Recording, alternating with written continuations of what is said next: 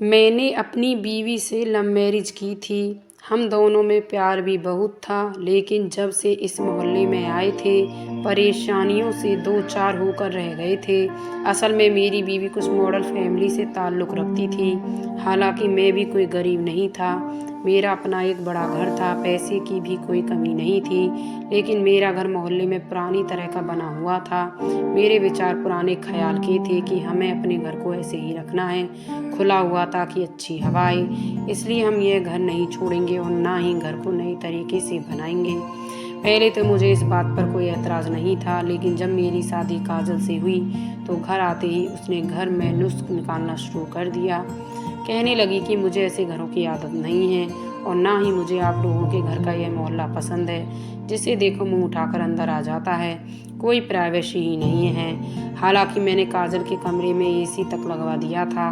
उसका कमरा भी नए तरीके से तैयार हुआ था, लेकिन उसे तो वह घर पसंद ही नहीं था। मेरी काजल से मोहब्बत की शादी थी और मैं उससे बहुत मोहब्बत करता था, इसलिए उसकी जुबान से निकला हुआ शब्द मेरे लिए आखिरी होता था। मैं ज़रूर उसकी हर फरमाइश को पूरा करता था। वो कहने लगी कि वह इस घर में नहीं रह सकती। यह बात जब मेरी माँ ने सुनी तो सिर झटक कर कहने लगी कि ना रहो, हम ना तो तेरी खातिर घर बदलेंगे और न ही अपने तौर तरीके। बदलना तो तुझे चाहिए। यह सुनकर काजल को बहुत गुस्सा आया। वह मुझसे कहने लगी कि मैं और इस माहौल में नहीं जी सकती, जहाँ हर वक्त चिक चिक होती रहे। तुम्हारी माँ क्या कम है मेरा दिमाग चाटने के लिए? मोहल्ले की औरतें भी शुरू हो जाती हैं। मैं तुम्हें शादी से पहले ही कह चुकी थी कि मैं अपनी ज़िंदगी में किसी की दखल अंदाजी बर्दाश्त नहीं करूँगी। मैं 10 बजे उठकर बाहर आती हूँ तो मोहल्ले की औरतें बैठी हुई तुम्हारी माँ के साथ। वो जैसे ही मुझे देखती हैं कहती हैं कि यह कोई वक्त है उठने का? हमने तो अपने सारे घर के काम भी निपटा लिए हैं और तुम सोई पड़ी हो।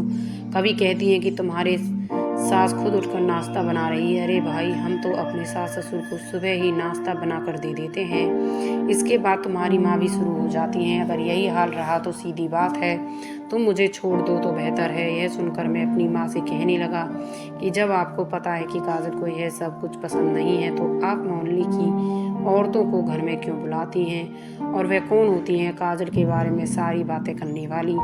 अपने घर में सुकून से क्यों नहीं रहती? माँ तो मुझे गुस्से से देखने लगती और कहती, क्या हुआ? तो तुम्हारी बीवी को अक्ल वाली बात ही तो समझाती है, लेकिन तुम्हारी बीवी मुंह बनाए रखती है और अपने कमरे में जाकर बैठ जाती है। बहरहाल मेरी माँ अपनी बातों से हटने को तैयार नहीं थी। काजल और माँ की आपस में बनती नहीं थी। बहुत कोशिश की इनकी आपस में बन जाए, लेकिन नहीं। एक दिन एक बात पर काजल और माँ का बहुत बड़ा झगड़ा हो गया। मैं घर आया तो एक तमाशा सा लगा हुआ था। काजल मुझसे कहने लगी कि मैं यहाँ नहीं रह सकती, मुझे अलग घर लेकर दो। मैंने अपनी माँ को बहुत समझाने की कोशिश की, लेकिन वह कहने लगी, रहने दो इसको जहाँ यह रहना चाहती है। हम अकेले रहकर गुजारा कर लेंगे, लेकिन अपना पुराना मोहल्ला नहीं छोड़ेंगे। उस वक्त मैं काजल को बिल्कुल भी नाराज़ नहीं कर सकता था, इसलिए मैं उसे लेकर एक नई सोसाइटी में गया, जो कि एक छोटा सा फ्लैट था। वहाँ रहने वाले लोग ज़्यादातर मॉडल थे, इसलिए बहुत जल्द मेरी बीवी ने भी लोगों से मेलजोल बढ़ा लिया। लेकिन मेरे लिए मुश्किल बढ़ गई थी, क्योंकि वहाँ पर रहने वाले सब लोग भी मेरे लिए अनजान थे। इसलिए मैं हमेशा से कहता कि ज़्यादा मतलब इन लोगों से रखना अच्छी बात नहीं है, क्योंकि यहाँ के लोग मुझे जानते नहीं हैं, ना ही मैं जानता हूँ। लेकिन काजल मेरी कोई बात नहीं समझती थी। जिस सोसाइटी में मैं आया था वहाँ पर बहुत से घर तो बंगला बने हुए थे, लेकिन वहाँ कुछ मीडियम घर भी थे। इन्हीं में एक घर मैंने लिया था। हमारी एक पड़ोसन रानी का भी घर यहीं था, जो कि हमारे बराबर में ही था। लेकिन जब भी मैं घर आता तो मुझे अपने घर में ही दिखाई देती और काजल को भी उस औरत के साथ ही बातों में बिजी देखता था। ना काजल को मेरे खाने की परवाह होती थी, ना ही इस बात की फिक्र कि मैं थका हारा वापस आया हूँ। बस अपनी पड़ोसन से बात ही करती नजर आती। कुछ दिन तो मैं काजल को देखता रहा, लेकिन कुछ दिन बाद मैंने काजल से बात की कि तुम्हें अपने मोहल्ले में बड़ी प्रॉब्लम होती थी कि औरतें घर पर क्यों आती हैं, मगर यहाँ तो तुम खुद ही लगी हो। मुझे ये सब पसंद नहीं है, इसलिए बेहतर होगा कि जब मैं घर आऊँ तो मुझे कोई भी पड़ोसन यहाँ पर नजर ना आए। यह सुनकर काजल का मूड तो खराब हुआ, लेकिन उसने मेरी बात मान ली। न जाने क्यों मुझे रानी शुरू से ही कुछ खास पसंद नहीं थी। वैसे तो दिखावा करने का बहुत शौक था, मगर मुझे उस पर कोई खास दिलचस्पी नहीं थी। ना तो मैंने कभी उसे देखने की कोशिश की और ना ही कभी उसे देखा था।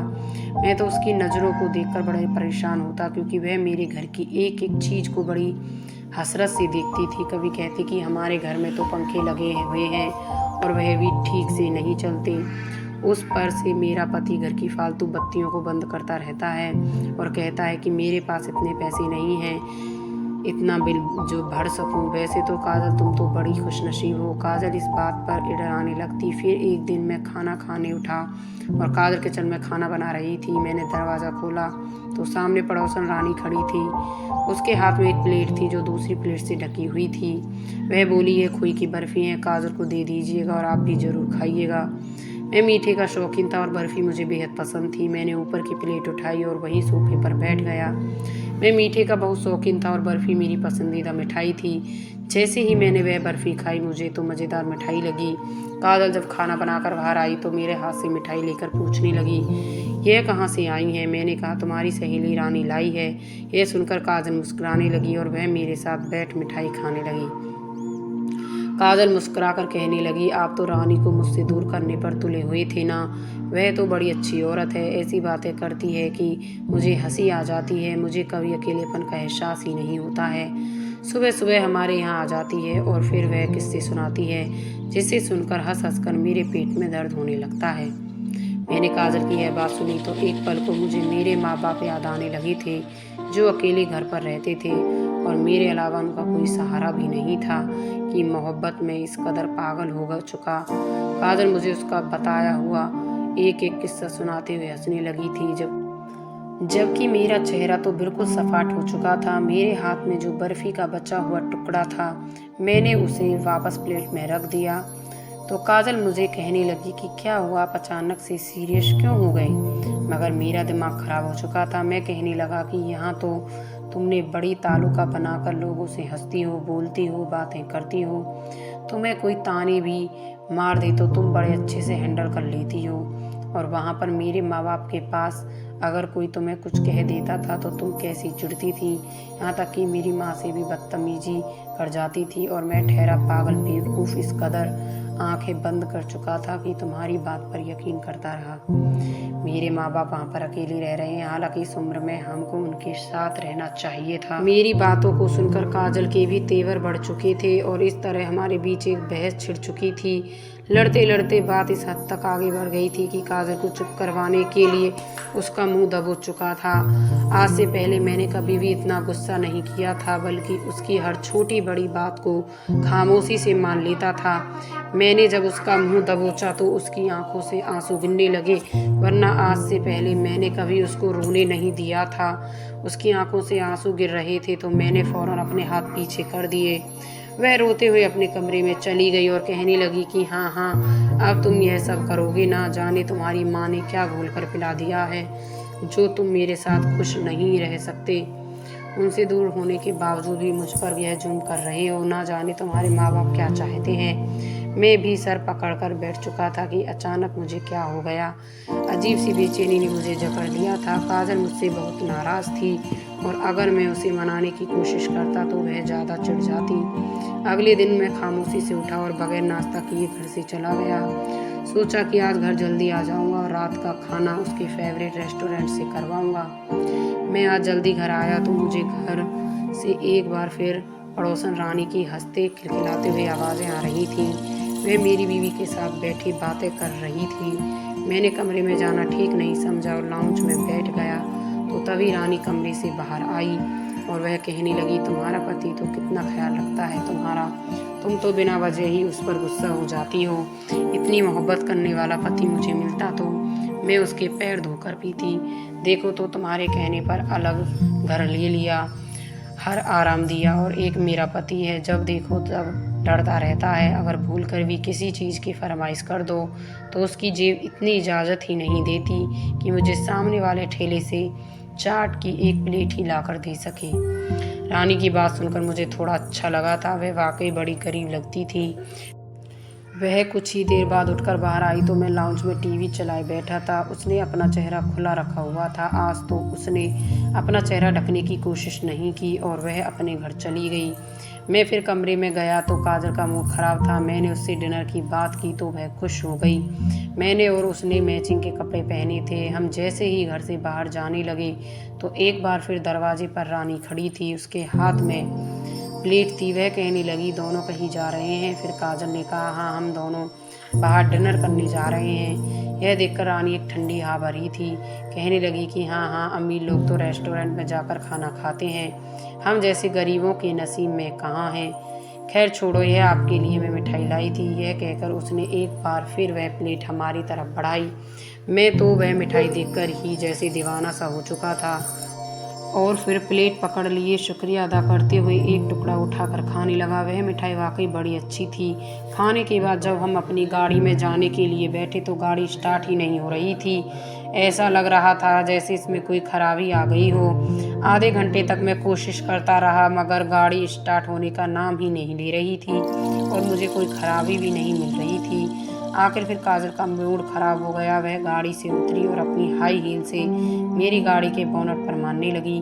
कहने लगी कि यह बेकार कबाड़ गाड़ी आखिर तुम बेच क्यों नहीं देते? मेरा सारा मूड खराब कर दिया। क्या सोच रखा था मगर हो कुछ और गया। और अब गाड़ी के शीशे में पर्स मारकर बड़बड़ा रही थी। यह देखकर तो मुझे और गुस्सा आ गया था। मैं वहीं गली में उसका हाथ पकड़कर झटक कर बोला कि आखिर तुम्हारा मतलब क्या है? पागल क्यों हो जाती हो? अगर यह खराबी हो गई है तो मशीन है, इसमें मेरा क्या कसूर है? हम तो गली में ही लड़ना शुरू हो चुके थे। हमारे शोर शराबे की आवाज़ सुनकर रानी भी दीवार से झांक कर देखने लगी थी। हाँ, मगर भूली कुछ नहीं थी। काजल वापस घर जा चुकी थी और मैं अपनी गाड़ी को देखता रह गया कि आखिर इसको हो क्या गया। अगले दिन मैंने मैकेनिक के पास गया तो फ़ौरन स्टार्ट हो गई थी। मुझे तो ये सब अजीब लग रहा था। एक दिन तो मुझे बॉस से भी अच्छी खासी डांट पड़ी। वह इतना गुस्सा थे कि मुझे ऑफिस से जाने को ही कह दिया। कहने लगे कि आखिरी वार्निंग है, अगर तुम्हारा काम इसी तरह चलता रहा तो मैं तुम्हें जॉब से निकाल दूंगा। उसी परेशानी वाली हालत में डिप्रेशन का शिकार घर में दाखिल हुआ तो सोसाइटी की कई औरतें घर में बैठी हुई थी। मेरी बीवी उनको महंगे तोहफे दिखा रही थी जो कुछ ही दिन पहले उसके मायके से भेजी गई थी। सारी औरतें उसका सामान और चीज़ें देख देख कर तारीफ कर रही थी, जबकि सिर्फ तारीफ ही नहीं कर रही थी बल्कि जलन भी थी। मुझे काजल की ये आदत बड़ी बुरी लगती थी। दूसरों के सामने अपने आप को बढ़ा चढ़ाकर दिखाना अच्छी बात नहीं है। अगर भगवान ने दिया है तो इस पर भगवान का एहसान मानना चाहिए, ना कि दूसरों को दिखा दिखा कर उन्हें जेलस किया जाए। जैसे ही मोहल्ले की औरतें गईं तो मैं एक बार फिर काजल से बहस करने लगा था। एक तो ऐसे ही बॉस की वजह से मैं थोड़ा परेशान था, ऊपर से काजल की यह आदत तो मुझे और गुस्सा चढ़ा चुकी थी। मैं यह कहने लगा कि क्यों तुम दूसरों के सामने अपने सामान और चीज़ों की नुमाइश करती रहती हो? यह बुरी आदत होती है। मगर एक बार फिर हमेशा की तरह मेरी बीवी मुझ पर चढ़ बैठी थी। लड़ते लड़ते हम यह भूल गए कि रानी हमारी गैलरी में खड़ी मुस्कुरा रही है। जैसे ही मेरी नज़र रानी पर पड़ी तो मैं फ़ौरन चुप हो गया। एक बार फिर उसके हाथ में बर्फ़ी थी और यह पहली बार गुस्से में मेरा दिमाग चला था। इतनी गरीब हर वक्त पैसों के लिए रोना रोती है, भला रोज़ रोज़ इतनी महंगी मिठाई कहाँ से ला सकती है? शौहन के पास इतने पैसे कहाँ से आते हैं जो रोज़ खोए वाली बर्फ़ी लाती है और फिर हमें भी देने आती है? उसने प्लेट वहीं रखी और खामोशी से वहाँ से चली गई। वह जानती थी कि हमारे बीच लड़ाई हो रही थी। हाँ, लेकिन जाते जाते उसने प्लेट पर मुझे एक बार ज़रूर देखा था। उसकी आंखों में कुछ था जैसे मुझे सोचने पर मजबूर कर दिया था। मेरा दिमाग गुस्से में काम करने लगा कि जब से रानी हमारे घर बर्फ़ी देने के लिए आ रही थी, हमारे घर में तो जैसे सुकून ख़त्म हो रह गया था। एक तो वह इतनी गरीब थी या तो फिर वह झूठ बोल रही थी, क्योंकि अक्सर मैं खुद उसके घर से शोर शराबे और लड़ाई की आवाज़ सुना करता था। या अक्सर वह अपने पति से इस बात पर लड़ रही होती थी, मुझे फला चीज़ कल तुम ला कर देना। लेकिन उसका पति कई बार तो डंडा उठाकर उसकी पिटाई भी शुरू कर दिया करता और यही कहता कि 5 उंगलियां बराबर नहीं होती, जो तेरे पास है उसी पर शुक्र अदा कर। मेरा दिमाग घूम के रह चुका था। वह बर्फ़ी जब मेरी बीवी खाने लगी तो मैंने फ़ौरन उसका हाथ रोक दिया। मैंने कहा कि हरगिज़ नहीं, हम आज तक आपस में इतना नहीं लड़े जितना कुछ दिन से लड़ रहे हैं। तब से हमारे घर में मिठाई आ रही हैं, तब से ही हमारी लड़ाइयाँ ज़्यादा बढ़ चुकी हैं। मुझे लगता है कि रानी इसमें कुछ मिलाती तो नहीं है। यह सुनकर तो काजल भी एक पल को मेरा चेहरा देखने लगी थी, फिर फ़ौरन सर झटक कर कहने लगी, नहीं नहीं, ऐसा बिल्कुल नहीं हो सकता। वह भला ऐसा क्यों करेगी? वह तो मेरे घर की हर चीज़ की बड़ी तारीफ़ करती है, फिर तुम्हारी भी तारीफ़ों में ज़मीन आसमान एक कर देती है। भला वह ऐसा क्यों करेगी? मैंने वह मिठाई नहीं खाई बल्कि कचरे में फेंक दी। ऐसा लग रहा था जो सुकून मेरी ज़िंदगी में ख़त्म हो चुका था वह वापस आ गया था। मैं सुकून में आ चुका था, मगर धीरे धीरे सब कुछ ख़त्म होने लगा। मेरी नौकरी छूट गई और अपनी बीवी के खर्चे पूरे करने के लिए मैं पाई पाई का मोहताज होने लगा, क्योंकि इसके और मेरे खर्चे बढ़ चुके थे और हाथ में पैसे बिल्कुल नहीं थे। मेरी बीवी तो जैसे हाई ब्लड प्रेशर की मरीज होती जा रही थी, क्योंकि इतनी तंगी की उसे आदत नहीं थी। और दूसरा, हम दोनों को इन लोगों की जलन वाली नज़र खा चुकी थी, क्योंकि काजल इतराती फिरती थी, सबकी नज़रों में आ चुकी थी। उसकी वजह से ही आज हमारे साथ यह सब कुछ हो रहा है। अभी हम दोनों बातें ही कर रहे थे कि जब पड़ोसन रानी के यहाँ से चीखने चिल्लाने की आवाज़ें आने लगी। वह चीख चीख कर अपने पति को बुला रही थी। न जाने उस पर कौन सा आसमान टूट पड़ा था। पहले तो हमने जाना ठीक नहीं समझा, मगर जब उसके पति की उसको मारने की और बहुत ही ऊंची झगड़े की आवाज़ आई तो मैं और मेरी बीवी दीवार से झांक कर देखने लगे कि अगर भगवान ना करे कोई इमरजेंसी हुई तो हमें उनके घर जाकर उनकी मदद करनी चाहिए। तब हमें जो बात सुनाई दी तो उसे सुनकर तो हम दोनों के रोंगटे खड़े हो गए। उसका पति रानी को बुरी तरह से मार रहा था। काजल कहने लगी कि मैं अभी जाकर बात करती हूँ, भला वह ऐसे कैसे अपनी बीवी पर जुल्म कर सकता है। फिर हमारी नज़र चारपाई पर पड़ी, उसकी 10 साल की बच्ची पर पड़ी जो तड़फ रही थी। उसकी आंखें पलट चुकी थीं और वह ऐसे तड़फ रही थी जैसे उसे बिजली के झटके लगे हों। तभी रानी का पति बोला, सब तेरी वजह से हुआ है। अगर तू दूसरों का घर खराब ना करती तो आज हमारी बेटी का यह हाल नहीं होता। तुम जैसी औरतों को तो जितना मारा जाए उतना कम है। तूने दूसरों के लिए गड्ढा खोदा था, आज तेरी अपनी बेटी अब इस हाल में पहुंच चुकी है। और झाड़ फूक वाली बर्फी पड़ोसियों को खिलाकर उनको नज़र लगाने चली थी। तेरी अपनी बेटी ने ही वह मिठाई खाकर तुझे नाक और चने चबा दिए। रानी रोते रोते कहने लगी कि पहले मेरी बच्ची को फ़ौरन डॉक्टर के पास लेकर जाओ। उसका पति बच्ची को डॉक्टर के पास ले गया, मगर उसको क्या बीमारी थी कोई समझ ना पाया। 3-4 दिन बाद उसकी बेटी यूं ही तड़फ तड़फ कर मर गई। रानी तो रोते रोते हमारे घर के दरवाजे पर आकर गिरी थी और हाथ जोड़कर माफ़ी मांगने लगी। रानी कहने लगी, मैं चाहती थी कि जो कुछ तुम्हारे पास है वह सब कुछ मेरे पास हो, एक एक चीज़ की मालिक मैं बन जाऊं, यहाँ तक कि तुम्हारा पति भी मेरा पति बन जाए। इसलिए मैं अपनी मिठाई अपनी जमा पूंजी लगाकर एक पीर बाबा से मिठाई दम करवा कर लाती थी जो तुम्हें खिलाती थी। तुम्हारे घर में लड़ाई झगड़ों की आवाज़ मुझे बड़ा ही सुकून देती थी, मगर एक दिन जब मैं मिठाई दम करवा कर लाई ताकि तुम लोगों का ऐसा झगड़ा हो कि तुम्हारा पति तुम्हें तलाक दे दे, उसी दिन वह मिठाई मेरी बच्ची ने खा ली और फिर असर उल्टा हो गया और अब वह मौत के घाट उतर चुकी है। यह सुनकर तो जैसे मेरी बोलती बंद हो चुकी थी। वहीं इसका पति भी सर झुकाए दूर खड़ा था, वह भी हमसे माफ़ी मांगने लगा। काजल इतना डर गई कि कहने लगी कि मुझे यहाँ नहीं रहना, मुझे वापस उसी मोहल्ले में ले जाओ। यह लोग तो बड़े ही खतरनाक हैं, वहाँ के मोहल्लों के लोग तो बड़े मिलनसार लोग थे, जो भी कहते थे भलाई के लिए कहते थे। आज तक ऐसी साजिश करने वाले पड़ोसन मैंने नहीं देखी। काजल भी पछता रही थी। कुछ ही दिन बाद हम वापस अपने पुराने घर में शिफ्ट हो गए, माँ बाप के साथ रहने लगे। फिर सभी पड़ोस वालों ने काजल को वापस वहाँ देखा तो उसकी खूब तारीफ़ें की और अच्छा फैसला किया। काजल भी धीरे धीरे इस माहौल में घुल मिल गई। अब हमारी ज़िंदगी में सुकून आ चुका था। सच ही कहा है, किसी ने नज़र इंसान की खुशियों को खा जाती है। कुछ वक्त बाद मेरी नौकरी भी लग गई और मैं धीरे धीरे वापस अपने हालात में लौटने लगा। तो दोस्तों, कहानी अच्छी लगी हो तो लाइक और शेयर करें। ऐसी ही कहानी सुनने के लिए चैनल को सब्सक्राइब भी कर लें और कहानी आपको कैसी लगी कमेंट में लिखकर ज़रूर बताएं। धन्यवाद दोस्तों, अपना ख्याल रखना।